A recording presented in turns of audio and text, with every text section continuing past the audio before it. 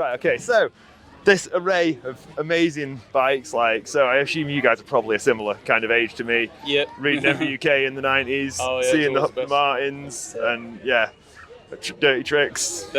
Cunning stunts. Yeah. That's it. So, tell us about these bikes. How did you come to? This is a standard Giant. I found I think it was just a kid's bike. At the No time, way. So it's not the. No, and it was just a similar size frame and everything. So and I repainted it just to make it look like the bike. So to get it as near as I could. Yeah. So. Well, I couldn't tell the difference. Yeah, no, it's pretty similar to it. Yeah, so. man. It was the closest I could go. But I've got all the parts. It take me about over a year and a half to collect all the bits, I think. But yeah, piece it all together. Yeah, it's a rad build. Well. A few more bits I want to get, like a saddle. Oh. And it's crazy how the whole trial scene just sort of died off from being in every magazine every month. There'd be at least one article with some trials riders in, like Ed and Matt Song. Yeah.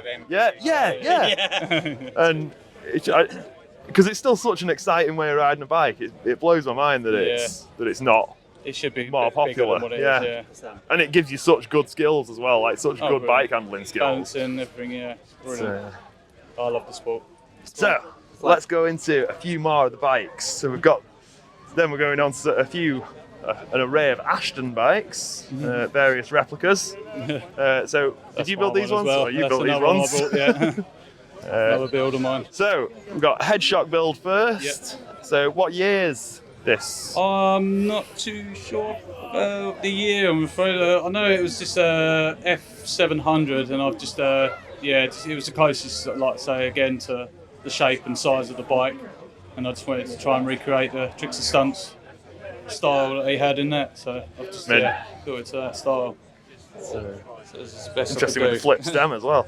Yes. So then we move on to this one, which is a real special build. Clearly a special build. Some time got into this. Come on. So and you built this? I built this. And you now own this? Yeah, exactly. Yeah. So this was it was when I saw Ashton at NEC, I think it was. The bike show at the NEC, the best bike show ever. Next to the Malverns Classic. That's it. And then I saw this, and I was like, I've never seen anyone replicate this. So it basically was an M600 because I wanted the lower top tube. Even though it's a 16-inch bike, it's quite low to the floor, so it kind of gives that smaller frame feel. But then the paint scheme was Volvo colours, so the full frame. And as you pointed out, you've got the yellow Maguiras, which aren't the race lines, but the MT500s. So quite one-off colours, are quite rare to come across.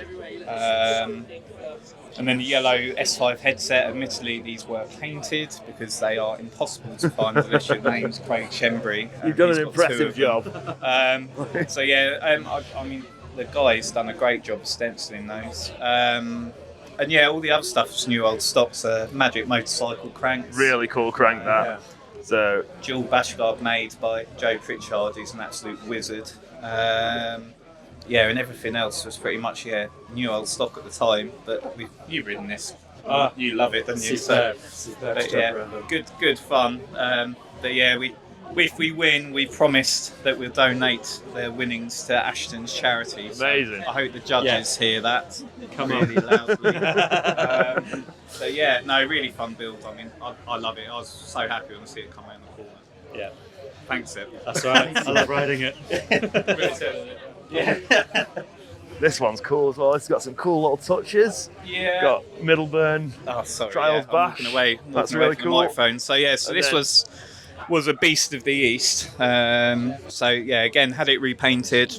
Custom headset. Again, that was painted and stenciled, but trying to get the saddle was probably the hardest bit. Spent 3 years trying to find one, and brought a Santa Cruz Heckler just for the saddle, which is honest truth. My missus isn't listening. It was 650 quid for a saddle. Amazing. That I didn't need.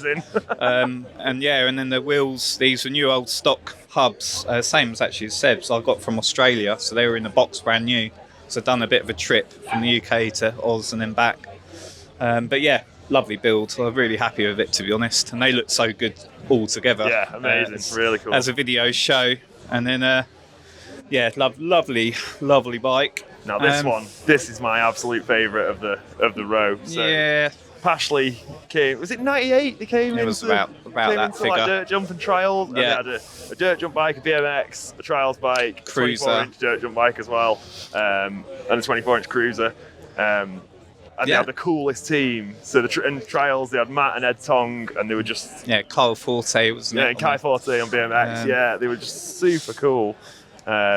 And the bikes, they speak for themselves. Oh, they do. Construction's amazing. Definitely, and the bubble wrap top tube guard. Yeah.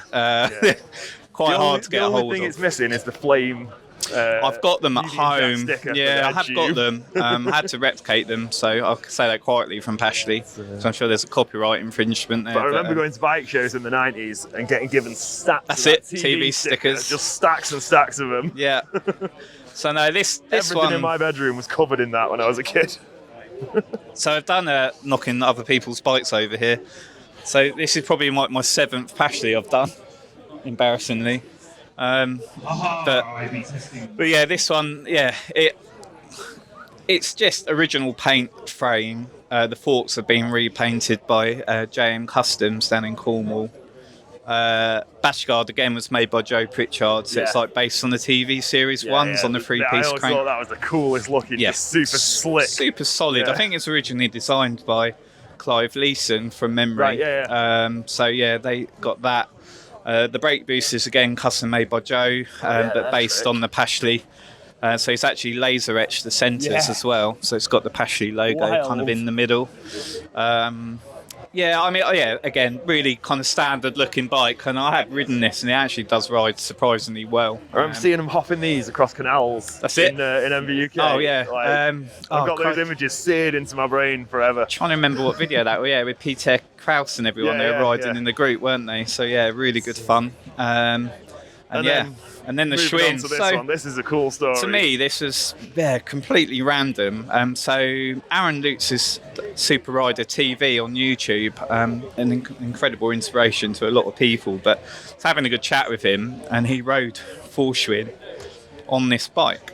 I showed interest, and I mean the guy's just incredible. He said, "I'll send it to you." So covered the shipping costs,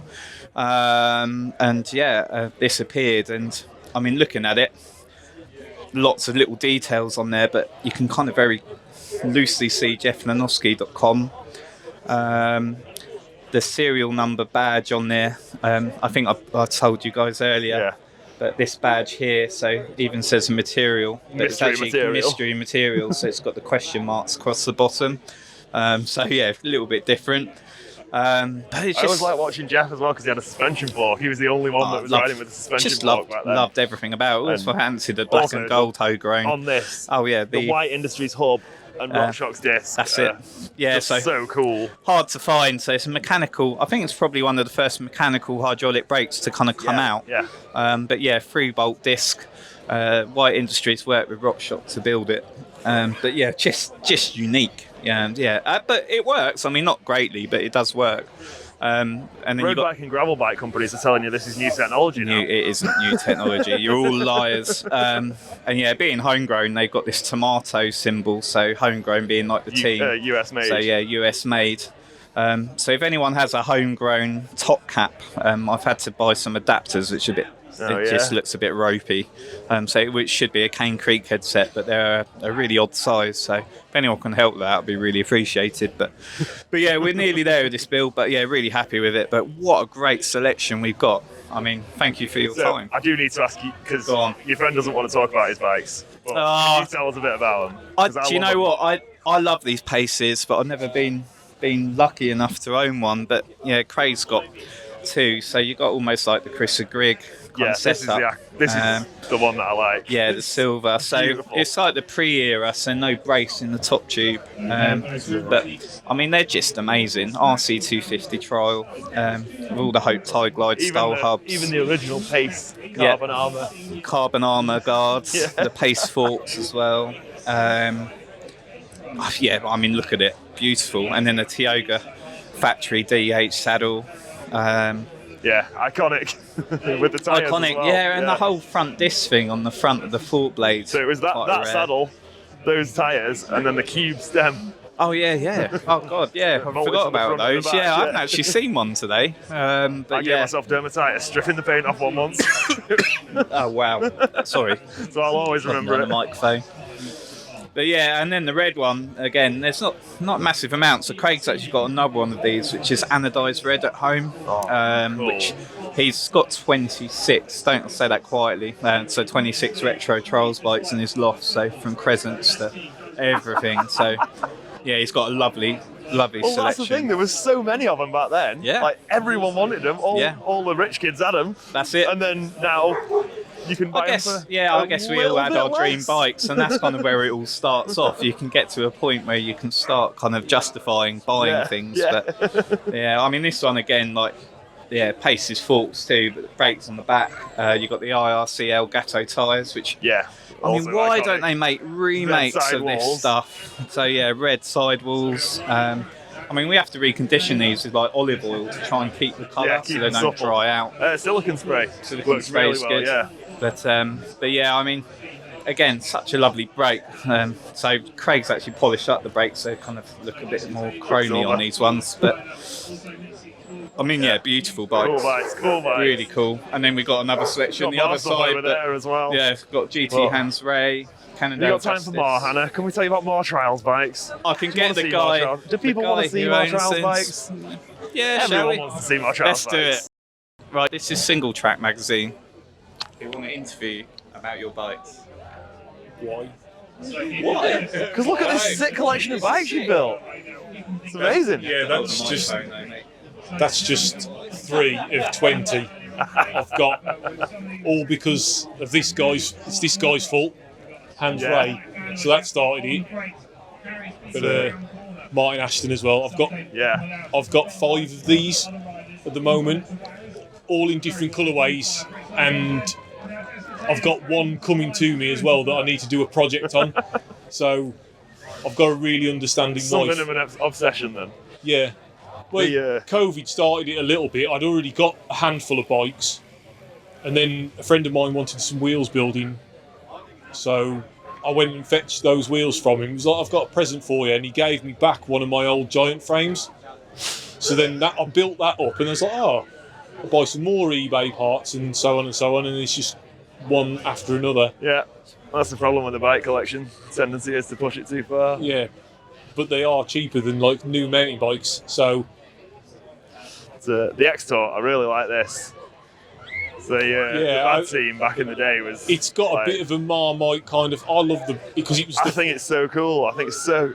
And then because they did a downhill bike that was the same. Yeah, this piece with yeah. another piece welded on here and a swing arm.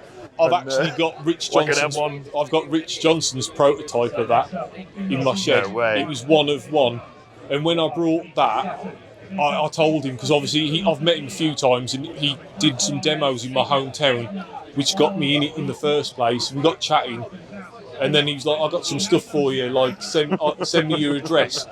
And unbeknown to me, my wife sent me a picture saying there's a box here for you from Rich Johnson, but it was a massive box, and I was like, I thought he was just going to send me some magazines or some posters or something, and it was the prototype one of those. Amazing. One Once people know you like weird old stuff, they just bring you Yeah. weird old stuff. I get loads of it. And- yeah, so that's the majority of the trials display from the GTecnic Retro Show and Shine at the Malverns Classic.